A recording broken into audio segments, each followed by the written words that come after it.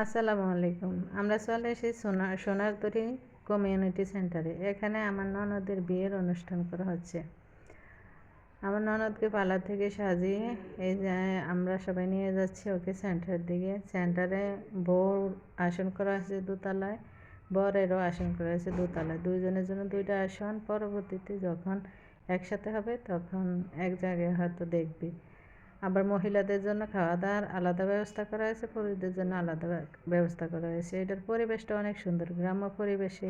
এই যে এই পাশে রয়েছে বিজ্ঞান কলেজ, তারপরে নিচে আরেকটা রয়েছে সোনারতরী কফি হাউস, পিছনে রয়েছে শানবাঁধানো ঘাটালা একটা পুকুর, তারপরে এই যে কি সুন্দর ফুল, পোলাপানের খেলাধুলা করার জায়গা, মানে অন্যরকম একটা পরিবেশ। যদি আপনারা কেউ গাজীপুরের ভিতরে থেকে থাকেন, চাইলে সোনারতরী সেন্টারে অনুষ্ঠান করতে পারেন। তারপরে যে দেখেন পরিবেশটা কত সুন্দর। নিচে আমি ভিডিও করছি, উপরে এখনো যাইনি, উপরে আপনাদেরকে দেখাবো আস্তে আস্তে।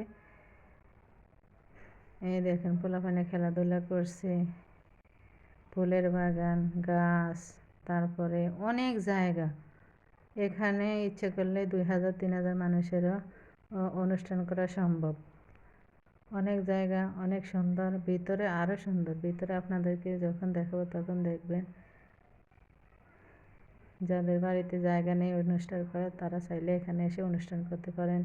গাড়ি রাখার ব্যবস্থা আছে, পিছনে পুকুর আছে। অবশ্য পুকুরের দিকে আমার যাওয়া হয়।